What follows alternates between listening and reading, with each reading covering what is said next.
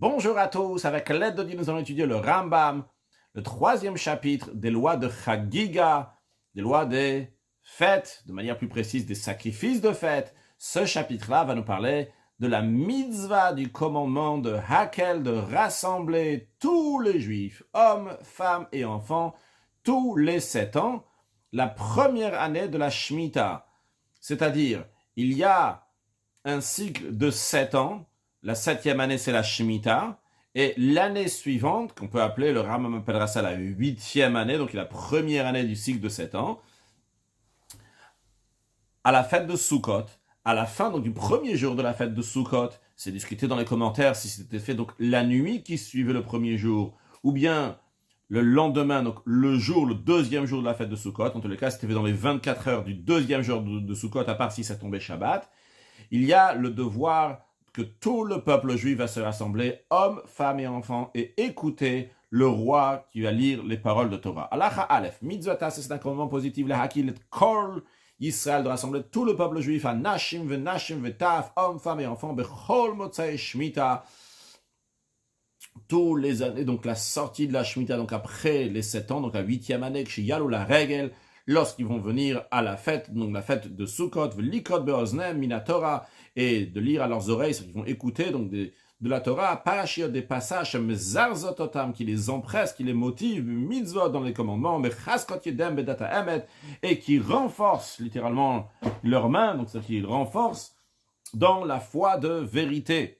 Chez Namar, dont on apprend qu'il y a cette mitzvah-là, il est écrit Miketz Shavashanim, à la fin de 7 ans, Ben Moed, à la fête, Shnat HaShemitah, au moment de Shnat HaShemitah, de l'année de la Shemitah. Donc une fois que l'année de la Shemitah est finie, la 7e année, l'année sabbatique est finie, la fête qui vient après Bechag HaSukkot, Bevokol Israël Erot, lorsque tout le peuple juif vient pour se présenter à Dieu, Hakel et Ta'am, rassemble tout le peuple, Anashim les hommes, Ve'anashim les femmes, Ve'ataf les enfants, Ve'gercha Shabisharecha, et les convertis qui habitent dans tes villes. Halacha bet, kol hapatur min hare'iya, tout celui qui est exempté de se présenter 3 fois par an à Pesach, Shavuot et Sukkot, qu'on a appris dans les chapitres précédents, ceux qui sont exemptés de se présenter donc à la fête des pèlerinages, patur mi mitzvat hakel, il est exempté du commandement du rassemblement. Car on a déjà dit qu'on apprend donc par une gzeira shava, un raisonnement par analogie, les lois de Re'iya, les lois de se présenter devant un chef, on les apprend dans l'expression donc aussi qui dit dans le Hakel, vu que dans les deux, il y a écrit l'expression donc kol, il dit yirei kol zechucha, à propos donc des fêtes, des 3 fêtes que tous les masculins, donc tous les hommes vont se présenter, et il y a écrit à propos de la fête de Hakel, bevo kol Israël, quand tous les bénis Israël vont se présenter les raot pour tout le béni Israël vont venir pour se présenter. Donc on apprend de là-bas que tous ceux qui sont exemptés de Re'iya, de se présenter devant Hachem, sont aussi exemptés de Hakel. Mais attention, pas vraiment tout le monde, il y a des exceptions. Chutz min hanashim, à l'exception des femmes, que bien qu'ils n'ont pas l'obligation de venir pèleriner 3 fois par an au temple, mais ils ont l'obligation du Hakel, du rassemblement. Vu que la Torah le dit clairement, de même pour le Tav, Ataf, de même pour les enfants, Ve'arel, et l'incirconcis. L'incirconcis, on avait dit qu'il était comme celui qui est impur, en effet. Mais il y a une différence en ce qui concerne donc les sacrifices à amener lors de la fête, aux 3 fêtes, lorsqu'on vient pèleriner, et que celui qui est incirconcis est considéré comme celui qui est impur. Car les sacrifices sont faits dans Ezrat Israël. C'est-à-dire qu'on rentre dans le temple, tout d'abord, il y a le Ezrat Nashim, ce qu'on appelle le parvis des femmes. Le parvis des femmes, c'est là-bas que se passe le Hakel, le rassemblement de tout le peuple juif. Et les sacrifices doivent aller, c'est plus loin, c'est quand on montre les 15 mâches qui sont devant la porte de Nicanor, on traverse la porte de Nicanor de l'autre côté. C'est là-bas que commence la Hazara, ce qu'on appelle, quand on dit la Hazara tout court, la cour du temple. Donc là-bas commence Ezrat Israël, le parvis d'Israël. Donc contrairement à ce qui est après, qui s'appelle Ezrat Kohanim, eh bien c'est là-bas qu'on donne les sacrifices. Donc le Harel, l'incirconcis, ne peut pas rentrer dans Ezrat Israël, dans le parvis, donc dans la cour du temple, pour amener les sacrifices. Mais pour venir au Hakel, c'est dans Ezrat Nashim, dans le parvis des femmes, donc dès la première entrée dans le temple, la première cour dans le temple, la Ezrat Nashim, ça, il doit oui venir. Avalatame, mais celui qui est impur, pas tout le mitzvot Hakel. Celui qui est impur, il est exempté du commandement du rassemblement. Chez Nehemar, quand il dit, Bevo kol Israël, lorsque va venir tout le peuple juif. L'expression que la Torah emploie, c'est bevo, l'expression de bia, d'entrée. Vezo enora, où il est bia. Et celui-là, donc celui qui est impur, ne convient pas, il n'est pas apte à rentrer dans le temple, vu que quelqu'un qui est impur n'a pas le droit de rentrer dans Ezrat Nashim, dans le parvis des femmes. Même dans la première cour, va Davar Baro, le Rav nous dit, en ce qui concerne, donc Chatumtum Vandroginos, en ce qui concerne celui qui a une membrane qui cache les organes génitaux, on ne sait pas si c'est un homme ou une femme, et l'androgynos, celui qui a aussi bien le sexe de l'homme et de la femme, le Rav nous dit à propos d'eux, va Davar Baro, qu'il est clair que Chayavin, que eux, ils sont oui astreints à ce commandement de rassemblement, cher Anashim Chayav, vu que les femmes, ils sont astreintes à ce commandement-là, donc le Tumtum Androgynos aussi. En ce qui concerne la Re'ia, le fait de se présenter, on avait dit que le Tumtum et l'Androgynos, ces deux-là n'ont pas l'obligation, parce qu'on a un doute, peut-être c'est des femmes. En effet, les femmes, ils n'ont pas l'obligation, mais en ce qui concerne la mitzvah de Hakel, de rassemblement, tout le monde a l'obligation. Même les femmes ont l'obligation de se rassembler, de venir à ce rassemblement-là. Donc le Tumtum Androgynos aussi ont cette obligation. Halacha Gimel. Et Mataya Yukorim.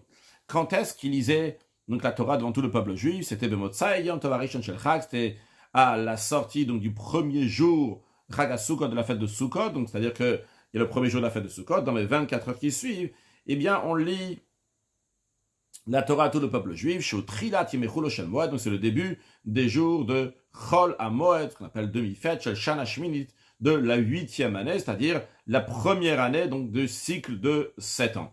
Vehamelech Ushiyika Beoznem, c'est le roi qui va lire aux oreilles du peuple juif, ou Be'ezrat Nashim Ayukorim. La lecture se passait dans la cour des femmes, donc la première cour lorsqu'on rentre dans le temple. Vekorek Sho Yoshev, le roi lit quand il est assis.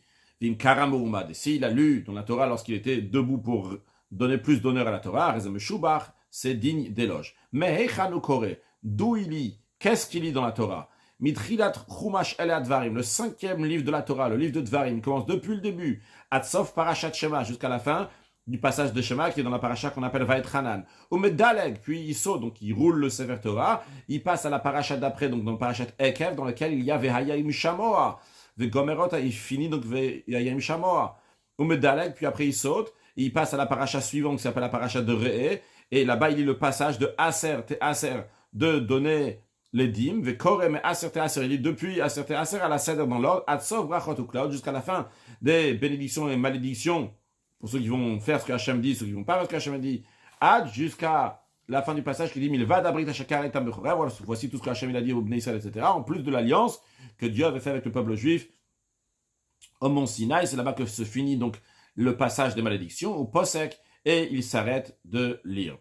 Halacha Dalet, Keitzadu Kore, quelle est la procédure donc de cette lecture? Tout d'abord, pour rassembler tout le monde, Tokim Bachatzot Bechol Yerushalayim, on sonne dans des trompettes dans toute la ville de Jérusalem, pour rassembler le peuple, pour dire à tout le monde que c'est le moment de venir maintenant dans la cour des femmes qui est dans le temple. Et on amène une grande estrade.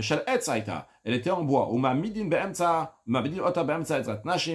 en plein milieu de la cour des femmes. Le roi monte et s'assoit sur cette estrade. La raison pourquoi il se met sur une estrade, c'est pour que tout le monde va pouvoir entendre sa lecture, et tout le peuple juif qui sont venus pour la fête, qui sont venus à Yerushalayim pour la fête de Sukkot, eh bien, se rassemble autour du roi, puis on va amener au roi, on va amener le Sefer Torah. Comment ça va se passer? Le bedeau de la synagogue qu'il y avait dans le mont du temple, qui est dans la cour, qui était à côté donc de la Hazara, notel Sefer Torah, il prend un Sefer Torah, mais il ne va pas le donner directement au roi. Pour donner honneur au roi, on va le faire passer plusieurs étapes, pour montrer que le roi il est au-delà de tous ses grades. Notons les Rosh HaKnesset, il va le donner à l'administrateur de la synagogue. Les Rosh HaKnesset et l'administrateur de la synagogue, notons le Sgan, il va le donner au vice-Kohen Gadol. Vehasgan, notons le Kohen Gadol, et le vice-Kohen Gadol va le donner au grand prêtre. Ve Kohen Gadol, le grand prêtre, notons la Melech, va le donner au roi. Tout cela, c'est que les Hadro, pour donner honneur au roi, Berov Bnei Adam,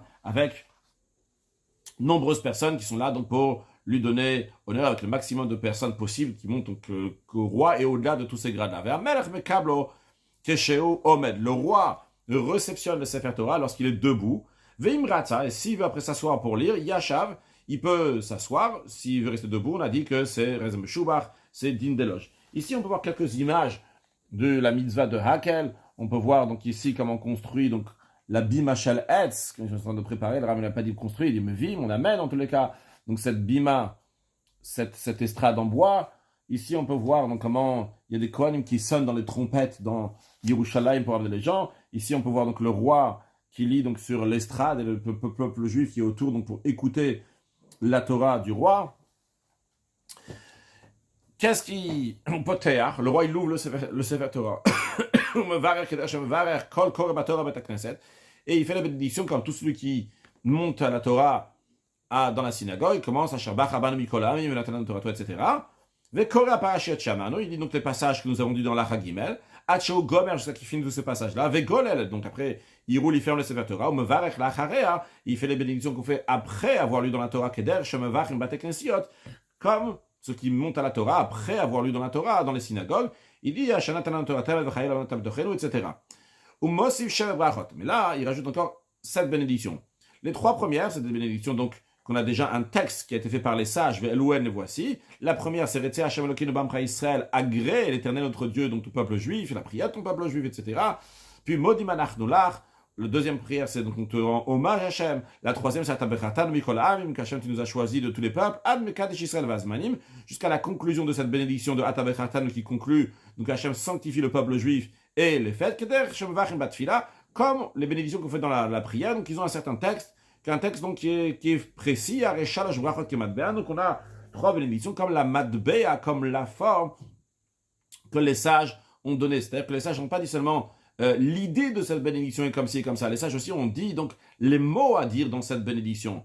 En ce qui concerne donc les prochaines bénédictions, 4e, 5e, 6e et 7e, ça les sages ont juste dit donc l'idée de la bénédiction, mais c'est au roi lui-même de formuler les mots pour exprimer cette idée-là. Révit, la 4e bénédiction, l'idée c'est mitpalala midash yamod, il va prier pour le temple, que le temple va être maintenu, va rester, va pas être détruit. Chotemba, il conclut Ashochen Betzion, quand il conclut Ashochen Betzion, c'est-à-dire qu'il dit Baruch Ata Hashem, béni soit Hashem, Ashochen Betzion, qui réside à Tzion, qui réside à Yerushalayim. Chamishi, la 5e bénédiction, l'idée que le roi doit exprimer, c'est Mitpal al-Israël chez Tamod Malchutam, il va prier pour le peuple juif, que le règne, leur royauté, va rester donc chez le peuple juif, va être maintenu le royaume du peuple juif. Et Chotemba, il conclut Baruch Ata Hashem, donc Habocher Be-Yisraël, qui choisit le peuple juif. Shishit, la 6e bénédiction, l'idée que le roi doit exprimer, c'est Mitpal la Kohanim. Il prie pour les prêtres du temple, chez Yirtze Akel Avodatam, que Dieu va agréer leur service. Et Chotemba conclut en disant Baruch Hashem, comme on l'a dit, Bekadesh HaKohanim, qui sanctifie les Kohanim. Shvit, la 7e bénédiction, Mitchanen, il supplie, Mitpalel Ba, il prie, Fimashu Yachol, en fonction de ce qu'il peut, il fit Tzachut Leshon, en fonction de son élocution. Et Chotemba, il conclut, Osha Hashem et Amcha Yisrael, délivre, amène ton salut Hachem au peuple juif, car ton peuple a besoin de ton salut. Baruch Ata Hashem, et conclut, béni sois-tu Hachem, Shomea Tfila, qui écoute la prière. Alachae, Hakriya ve'abrachot, la lecture du roi dans le Sefer Torah. C'est les bénédictions que le roi va dire avant et après la lecture de la Torah. Bilshon HaKodesh, t'en fais en langue sainte et non pas en d'autres langues. Chez Nama, car la Torah dit, Tika et ta Torah Hazot.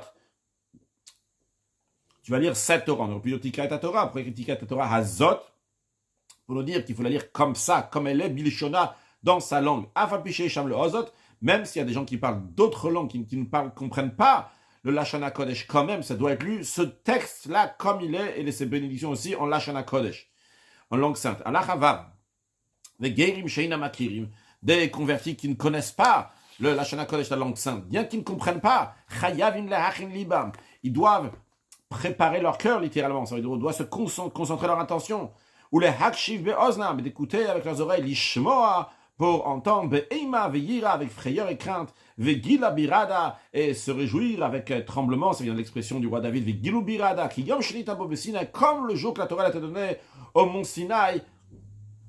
C'est la même situation qui se passe ici lorsque le roi il est en train de transmettre la Torah. Filou chachamim gdolim. C'est la raison pour laquelle que même des grands sages, yodim kol la Torah kula, ils connaissent toutes les informations qu'il y a dans la Torah.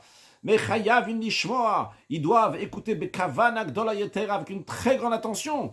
Mishéno yachol lishmoa, et ceux qui ont des problèmes, ils ne peuvent pas entendre. Mais kaven libo likri azor, eh bien, il va prêter son attention à cette lecture. Chez l'Ogva Katuv, car le but de cette lecture-là, pourquoi la Torah l'a fixée, pour renforcer la foi de vérité, et la personne qui se trouve là-bas au Hakel dans ce rassemblement, il doit se voir comme si il était en train maintenant de recevoir l'ordre d'Hachem, ou Piak Vura Shama, qu'il entendait la Torah qui est lue de Dieu. Vrai que c'est le roi qui lit, mais le roi c'est uniquement un délégué de Dieu, la Shmi et Divrei Hakel, pour faire passer les paroles de Dieu. Et donc ce qu'il est en train de lire ici, ce n'est pas donc ce qui est important, les informations qu'il y a ici, mais c'est la crainte de Dieu qui va être renforcée à travers cette lecture. Halacha Zayin, le Rambam conclut les lois de Chagiga et les lois de Hakel en disant que Yom Hakel, le jour de rassemblement, qui est fait, donc on a dit, le deuxième jour de la fête de Sukkot. Si le deuxième jour de la fête de Sukkot, chez Chal Yod Shabbat, tombe un jour de Shabbat, mais Acharinoto, on va repousser ce rassemblement, le Achara Shabbat après Shabbat, donc le troisième jour de la fête de Sukkot. Pourquoi on ne peut pas faire un Shabbat?